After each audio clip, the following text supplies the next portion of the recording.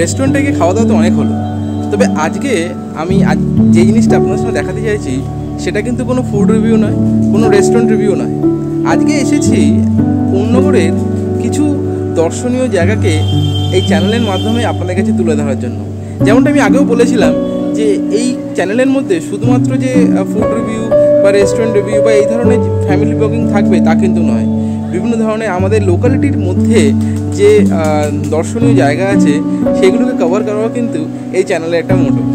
তো সেই জন্যই আজকে আমরা যেখানে দাঁড়িয়ে আছি সেটা হচ্ছে কোন্নগর বারোমন্দির।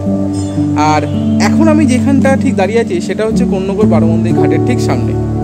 কোন্নগর বারোমন্দির ঘাট আশা করি হুগলি জেলা বা কলকাতার দিকেও যারা একটু দর্শনীয় জায়গা বা একটু ঘোরাঘুরি পছন্দ করেন তারা নিশ্চয়ই এই জায়গাটা নিশ্চয়ই চেনেন। তবুও আমি একটু শর্টলি বলে দিই, কোন্নগর বারোমন্দির হচ্ছে গিয়ে হুগলি নদীর ধারে অবস্থিত, হুগলি নদীর পশ্চিম প্রান্তে অবস্থিত একটি ঘাট। এই ঘাটটি কিন্তু প্রতিস্থাপন করা হয়েছিল 1821 সালে, এবং এই 1821 সালে হরসুন্দর দত্ত বলে একজন কলকাতা নিবাসী, কলকাতা হাটখোলা নিবাসী এক ব্যক্তি, তিনি এটি প্রতিষ্ঠা করে থাকেন। তার সম্বন্ধে যদি অল্প একটুখানি বলি, যতটুকু আমি ইতিহাস ঘেটে জেনেছি, সেটা হচ্ছে এই হরসুন্দর দত্ত গোবিন্দশরণ দত্ত, যার নামকরণ অনুযায়ী গোবিন্দপুর নাম করা হয়েছে, আমরা মোটামুটি সবাই জানি এই নামটি সম্বন্ধে, তাদেরই বংশধর বা বলতে পারেন তাদের অ্যানসেস্টার্স। তো সুতরাং এই ঘাটটার যে একটা মাহাত্ম্য রয়েছে বা এটি যে একটা দর্শনীয় স্থান, এটার বিষয়ে কোনো সন্দেহ নেই। কারণ বুঝতেই পারছেন 1861 আর আমরা দাঁড়িয়েছি এখন 2024 সালে, এত বছরের পুরনো একটি ঘাট। এই হরসুন্দর দত্ত বা এই বারোমন্দির ঘাটের যিনি প্রতিষ্ঠাতা, তিনি আসলে এখানে এই ঘাটটি প্রতিস্থাপনের সঙ্গে সঙ্গে সর্বমোট 12টি শিব মন্দিরের এখানে কিন্তু স্থাপন করেন। এবং এইদিকে যদি আমি একটু দেখাই, এইদিকে টোটাল 6টা শিব মন্দির আছে, আর ঠিক তার উল্টো দিকেও একই সিকোয়েন্সে 6টা শিব মন্দির আছে।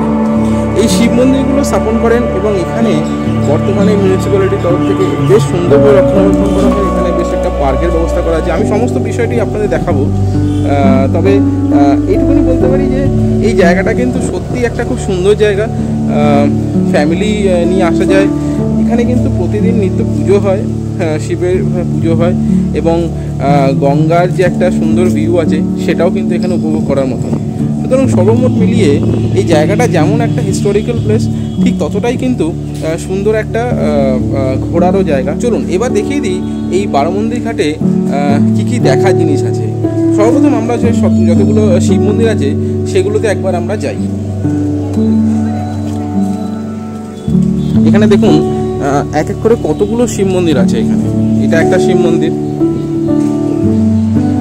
এরকমভাবে ঠিক ডান দিক বাঁ দিক মিলিয়ে সর্বমোট 12টা শিবের মন্দির আছে, এবং প্রত্যেকটা শিব মন্দিরে কিন্তু এখানে কিন্তু পুজো দেওয়া হয়।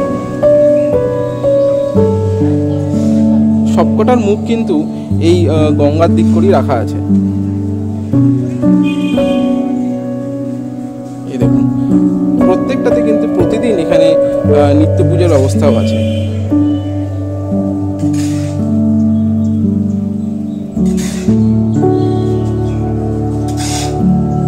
আরেকটা বিষয় দেখুন, এখানে এই মন্দিরের যে একটা রক্ষণাবেক্ষণ করা হয় ফ্রম মিউনিসিপ্যালিটি, সেটাও কিন্তু হচ্ছে। দেখুন এখানে যেসব মন্দিরগুলোতে একটুখানি নোংরা বা কিছু একটু ধ্বংসাবশেষ টাইপের হয়ে গেছে, সেগুলোকে কিন্তু এরাই মিউনিসিপ্যালিটির তরফ থেকে সুন্দর করে এগুলো রক্ষণাবেক্ষণ করা হচ্ছে। সেটা নতুন করে বিল্ডিংটা কিন্তু আবার স্থাপন করা হচ্ছে। এখানে এই যে মন্দির সংলগ্ন জায়গায় দেখুন কত সুন্দর একটা পার্কের ব্যবস্থা রয়েছে, বেশ গাছপালা দিয়ে ঢাকা। আর এখানে এত সুন্দর এবং এত সুন্দর একটা জায়গা, আপনি আপনাদের পরিবারকে নিয়ে, আপনাদের প্রিয়জনকে নিয়ে এখানে কিন্তু সময় কাটাতেই পারবেন। আর তার গাছের ফাঁক দিয়ে আপনারা দেখতেই পাচ্ছেন গঙ্গার কত সুন্দর একটা ভিউ। চলুন এবার ওই সাইডটা যাওয়া যাক, ওইদিকে দেখা যাক কী কী জিনিস রয়েছে।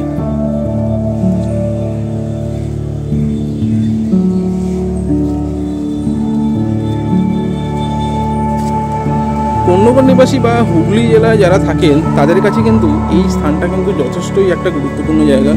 আমি নিজে লক্ষ্য করে দেখেছি যে এখানে প্রতিদিন, বিশেষ করে এই উইকেন্ডে কিন্তু প্রচুর লোকের এখানে সমাগম হয়।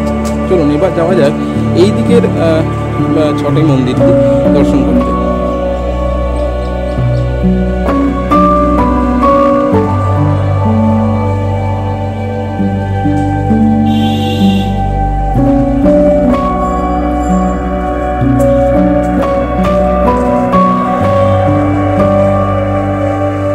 দেখুন প্রত্যেকটার মধ্যেই কিন্তু এখানে নিত্য পুজোর ব্যবস্থা করা হয়।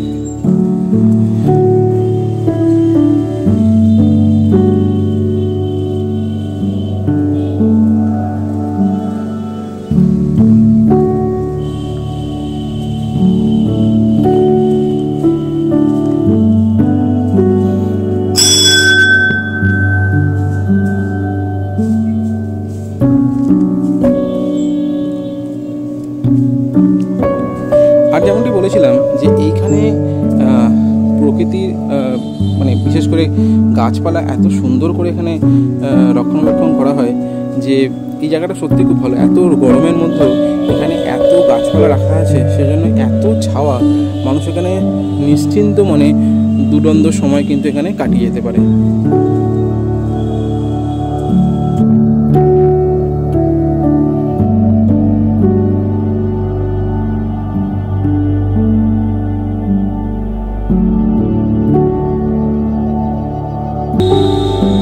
দেখুন এখানে যে নেমপ্লেটটা করা আছে তার মধ্যে আমি যে ইতিহাসটা বললাম সেটা পুরোপুরি এখানে স্থাপন করা হয়েছে। এবার এগিয়ে আসুন, দেখা যাক এবার গঙ্গা দর্শন কেমন লাগে। আপনাদের কাছে যারা নাকি কলকাতা নিবাসী তাদের কাছে সত্যি গঙ্গা দর্শন করার জন্য অত দূর থেকে এখানে আসেন। আমরা এত কাছে থেকেও কিন্তু গঙ্গা সবসময় আমরা আসা যাওয়া করি না। কত সুন্দর লাগছে দেখুন এখানে।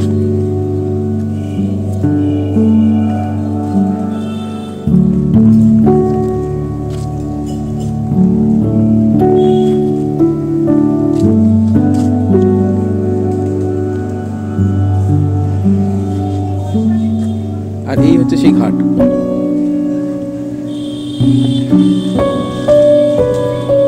বিকেলের দিকে আমি নিজে লক্ষ্য করে দেখেছি যে প্রচুর মানে খাওয়া দাওয়া স্টলও কিন্তু এই মন্দির প্রাঙ্গণ বাইরে করে বসে, কারণ মানুষের এত ভিড় হয় যে মানুষ এখানে অনেকটা পরিমাণে সময় কিন্তু কাটিয়ে যায়।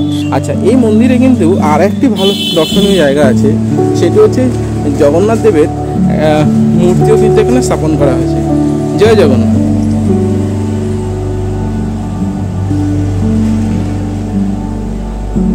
এবং এই জগন্নাথ দেবের কিন্তু নিত্য পুজো হয়ে থাকে।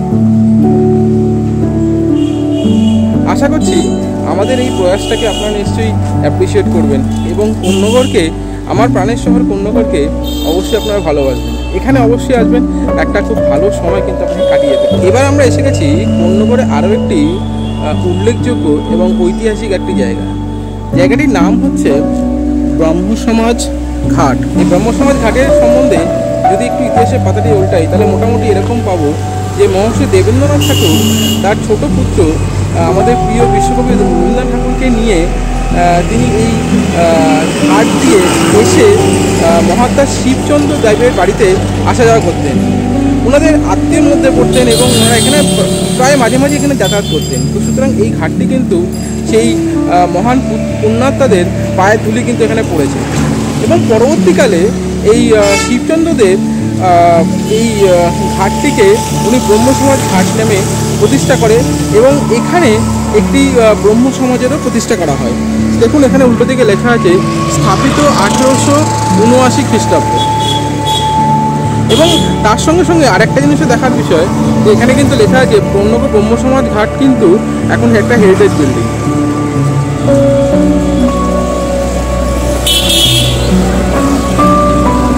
সুতরাং এইটা আমি বলতেই পারছি যে এই ব্রহ্মসমাজ ঘাটেও কিন্তু একটি উল্লেখযোগ্য স্থান, যেটা আমি আশা করি কোন্নগর বা যারা এই চত্বরে থাকে তাদের কাছে একটি অত্যন্ত গর্বের বিষয়। এই ঘাটটির পরিচর্যাও কিন্তু কোন্নগর মিউনিসিপ্যালিটির তরফ থেকে করা হয়। তবে দুঃখের বিষয় জানি না এই ঘাটের জনপ্রিয়তা কিন্তু অনেকটাই কম আমি যে বারো মন্দিরে গেছিলাম তার থেকে। তবে এই স্থানটি কিন্তু যথেষ্টই খুব সুন্দর জায়গা।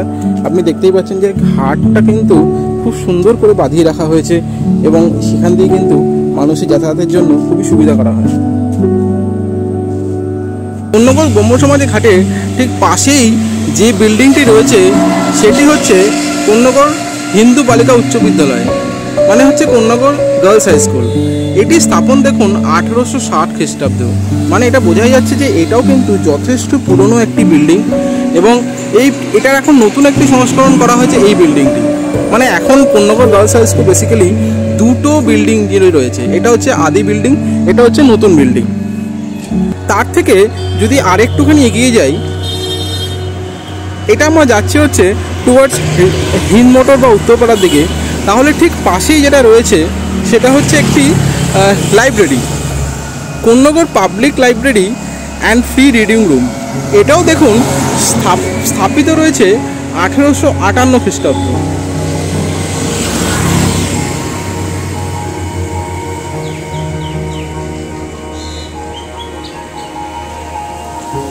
আমার এই ভিডিও করার এই মেন উদ্দেশ্যটাই এটি যে কটি জায়গা আপনাদের দেখানোর চেষ্টা করলাম সে কটি কিন্তু কোনো নবনির্মিত কোনো স্থাপত্য বা নবনির্মিত কোনো কিছু দ্রষ্টব্য স্থান কিন্তু নয়।